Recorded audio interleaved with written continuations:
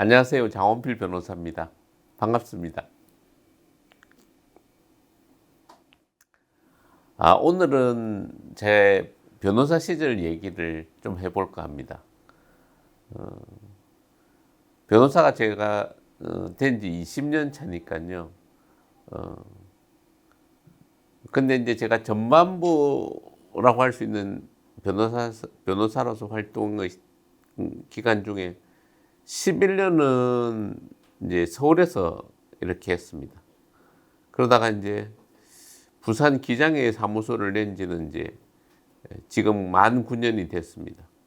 근데 이제 그 이야기를 쭉 정리하다 보니 아마 이번 이 시간은 그 서울에서의 변호사 생활 얘기를 주로 이제 들려드릴 시간이 될 것 같습니다. 제가 지금 올해 이제 55살인데요. 세월이 이렇게 참 빨리 지나가는 것 같습니다. 어른들이 이제 참 세월이 나이를 먹어갈수록 더 빨리 간다는 얘기를 하는데, 저도 뭐 언제 이제 변호사를 이제 20년이나 하고 있는지 가끔 돌아볼 때면 이제 좀 세월의 빠름을 이제 느낍니다. 제가 이제 36살 될 때 이제 변호사로서 이제 활동을 시작했습니다. 그때는 이제 뭘 할까? 이제 법조인으로서 길은 크게 보면 판검사가 있고 변호사 길이 있는데, 성적이 아주 월등히 뛰어나지는 않았는데 그래도 뭘 좀 선택을 할 수 있는 여지가 전혀 없지는 않은 시절이었는데, 제가 그 앞서 이제 그 사법고시에서 이제 꽈락이 나면서 한번 2년 공부를 더 하게 되다 보니까 이제 나이를 좀 많이 먹게 됐습니다. 그래서 이제 그리고 또 하나는 제가 이제 부동산이나 이런 좀 전문 분야를 좀 해보고 싶어 했었습니다.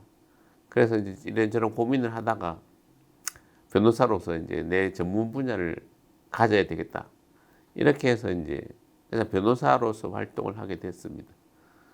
근데 이제 뭐 판검사를 하면 물론 이제 장점이 있죠. 왜냐하면 한국 사회에서는 아무래도 뭐 성적이 좋은 사람이 판사나 검사를 하게 되고, 그것도 뭐 정관이라고 해서 뭐 아직은 그런 어쨌든 그 제조 법조 생활을 거친 것을 좀 더 낫다고 보는 그런 경향이 없지는 않잖아요. 근데 이제 또 한편으로 보면 이제 그 법조 판검사 생활은 전문 분야를 갖기가 좀 어렵습니다. 각 분야를 이제 다 맡아서 해야 되고 해서 사실 뭐 어느 것이 좀 낫다 이렇게 얘기하기는 어려운데, 뭐 저는 그때 좀 고민 끝에 변호사로서 이제 가야 되겠다 이런 생각을 하고 시작을 했습니다.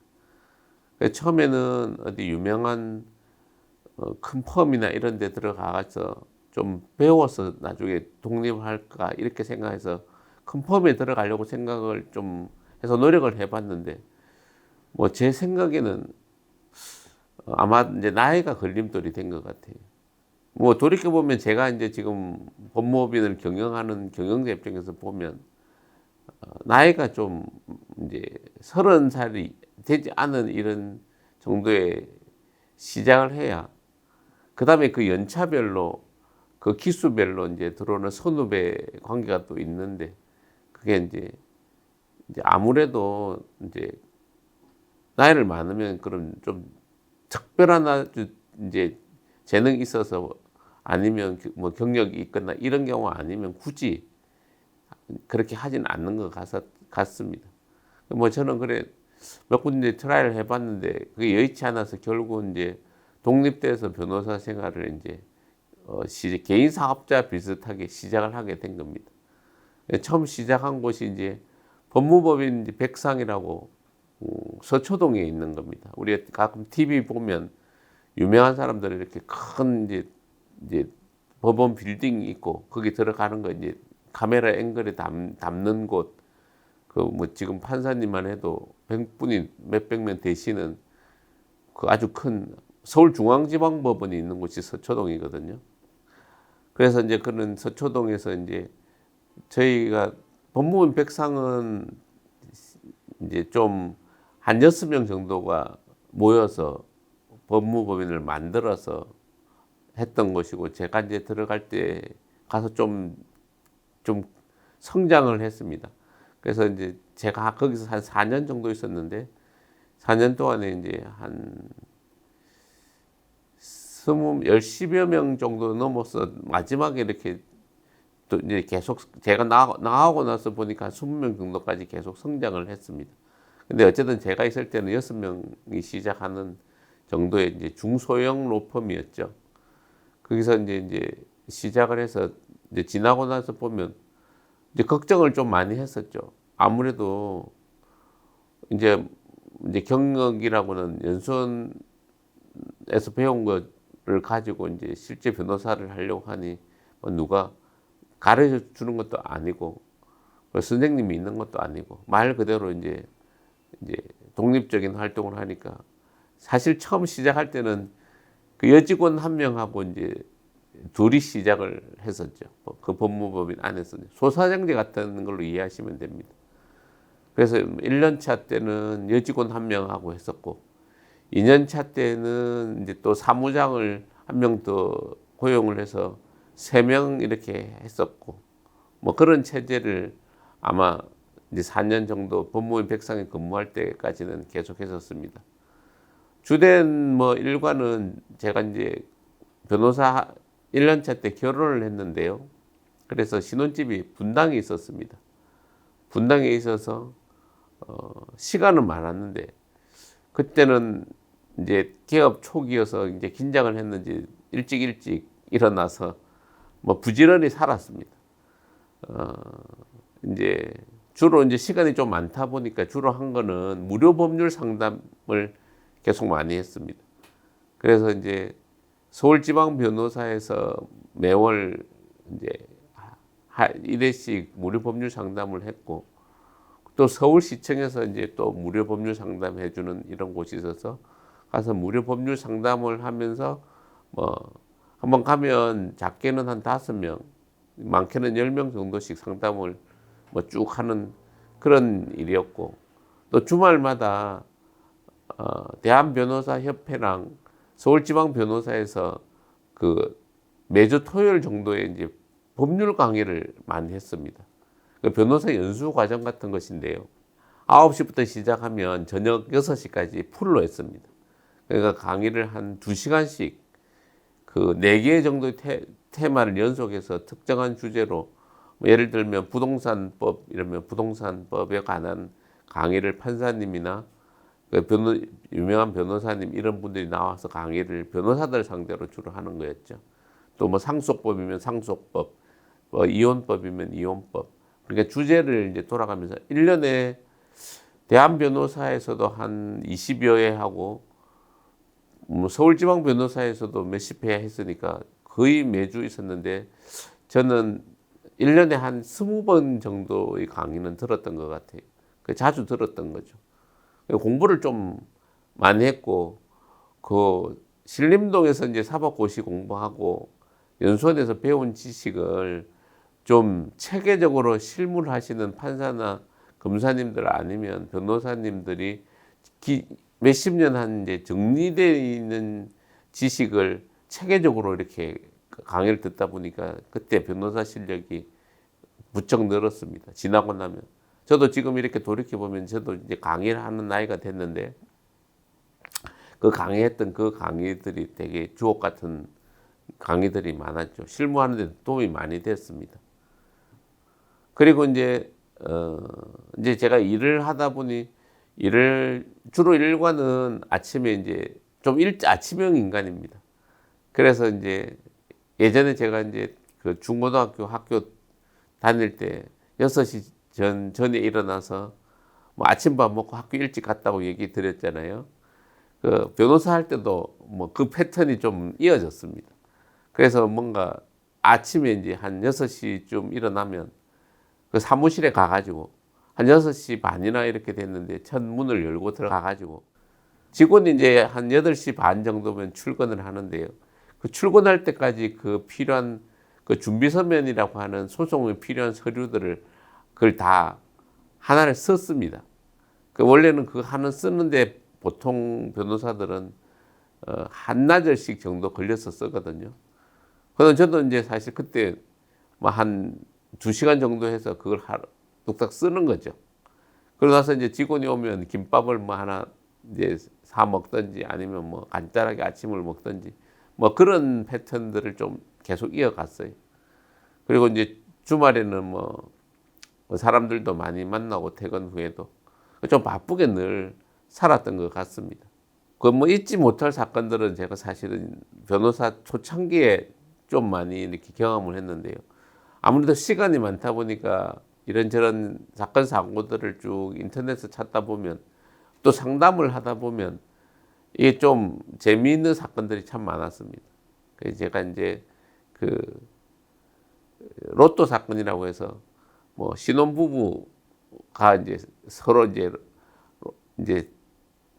어떻게 보면 부부라기보다는 사실혼 관계였던 어떤 연인들이었는데 이제 남자가 이제 헤어졌는데 그 로또를 창원 지역에서 여자가 이제 자기가 샀던 로또가 맞았는데 그거를 이제 돈을 받고 나서 지금 헤어졌다 이렇게 하면서 그거를 이제 여자 쪽에 소송을 걸게 된 그런 사건이었습니다.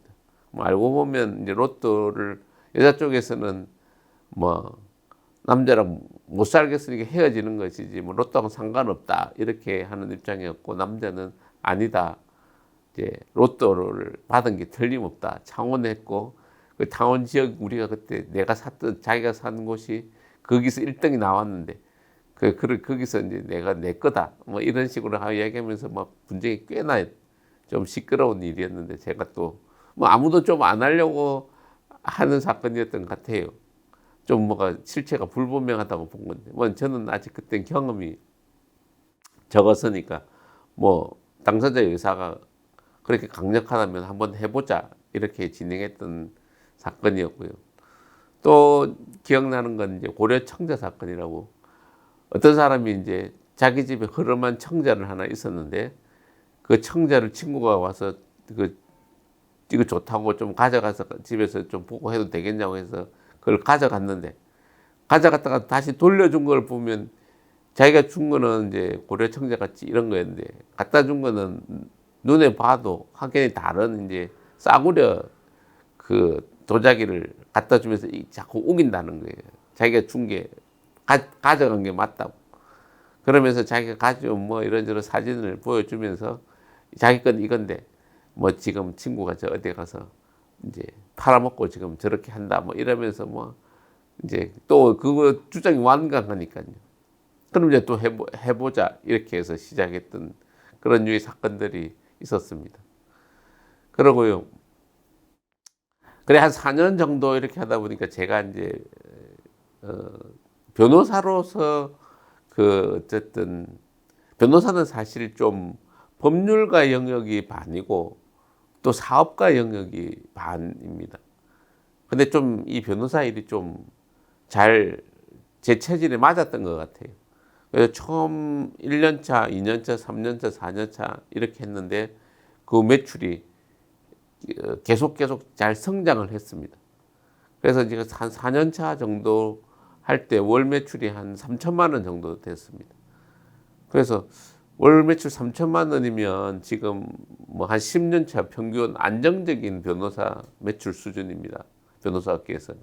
근데 그걸 이제 뭐 경력이 적은 제가 이제 4년 차에 이제 어느 정도 하다 보니까 이제 좀 큰 법무법인에 합류해서 본격적인 사업을 해봐야 되겠다 이런 생각을 하고 4년 차 11월 달에 지금 있는 법무법인 영진이라는 곳에 회사를 옮겼습니다.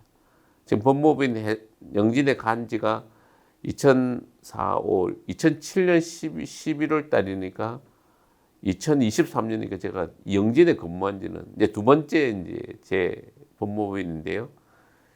16년 정도 이렇게 됐죠. 4년하고 제가 20년 차니까요.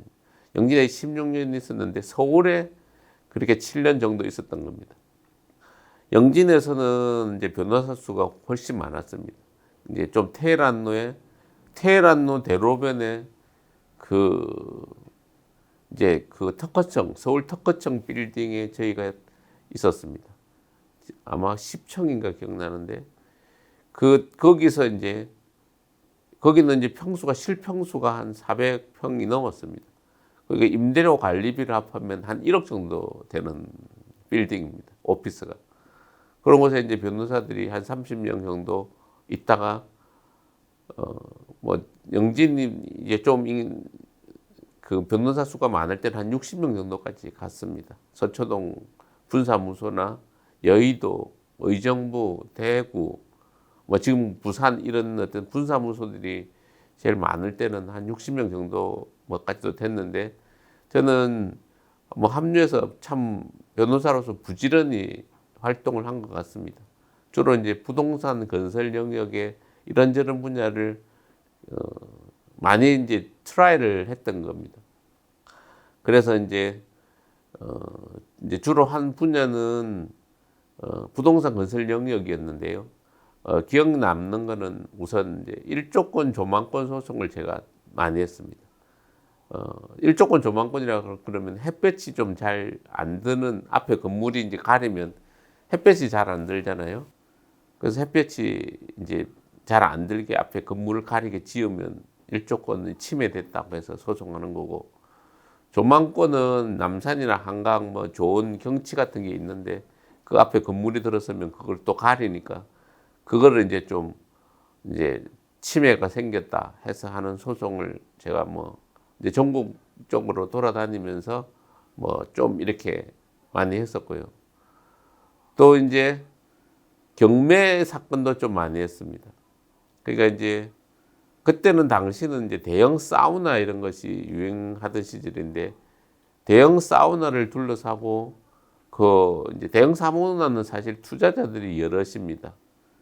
여럿이 이제 투자자가 있다 보니까 그 투자자들 사이에 이제 뭐 사업이 잘 되면 좋은데 그게 잘 안 되거나 이러면 새로운 어쨌든 낙찰자가 그 이제 그 점유를 받아서 이제 들어가려고 할 때 기존에 있던 임차인들 뭐 이 사우나에 보면 뭐 때를 밀어주는 분이나 머리를 하거나 뭐 이제 많잖아요. 그분들이 매점을 하시거나 하는 이런 다양한 이제 사람들이 다 보증금을 걸고 들어오고 있는데 그 전 이제 소유자와 그 전 소유자와 계약을 한 이제 각종 임차인들, 그다음 그 새로운 소유자 간에 서로 막 이제 그 이제 사용권 점유를 둘러싸고 이제 충돌이 일어납니다. 그럼 그런 충돌을 하면 되게 1대1로 충돌하는 게 아니고 뭐 이제 뭐 용역업체나 이런 사람들을 불러서 막 현장을 점유를 하고 그다음에 그걸 지키겠다고 하다 보면 또 이제 유치권을 행사하고 뭐 이런 그 어느 것이 옳으냐 이렇게 뭐 경찰도 출동하고 하는 그런 현장들에 뭐 많이 출동을 했다면 출동이고 그렇게 갔었습니다. 그리고 이제 재개발 재건축 사건의 고문도 여럿 했습니다. 이제 특히 기억나는 건 이제 신반포차 비대위 사건을 이렇게 했는데 지금은 어쨌든 거기가 이제 새로운 아파트가 신축이 돼서 이제 훨씬 좋아졌지만 아무래도 이제 그 재개발을 할 것인지 재건축을 할 것인지 하는 그 논의를 놓고 기존의 이제 조합과 그에 대해 반발하는 비상대책위원회라고 하는 그 세력 간에 엄청난 이제 갈등들이 많습니다. 그래서 이제 그런 쪽 일도 이제 고문 변호사가 돼서 활동들을 했습니다. 그러니까 이제 돌이켜 보면 서울에서의 변호사 생활은 어떻게 보면 이제 안정된 매출을 가지고 이제 전문 분야도 나름대로 이제 좀 안정되게 탄탄하게 이제 구축이 돼 있는 뭐 좀 한마디로 말하면 무난하게 그냥 무난하게 뭐 사회에서 인정받고 먹고 사는 거 걱정 없이 살 수 있는 그런 상황에 놓였었는데요. 또 한편으로 어느 날 문득 이렇게 제가 40대 후반 정도 돼 갈 때, 그러니까 11년 차니까 36살에 이제 11년 차였으니까 만 그때 7, 8 그때쯤 됐을 때 좀 여러 가지 생각으로 과연 서울에서 이런 삶을 살 것인가 아니면 또 다른 뭔가를 모색해 볼 것인가 하는 걸 고민하다가 기장으로 이제 사무소를 내서 옮기게 된 것이었습니다. 그게 그런 동기나 그 기장에서의 변호사 활동은 다음 시간에 들려드리겠습니다. 잘 시청해 주셔서 감사드립니다.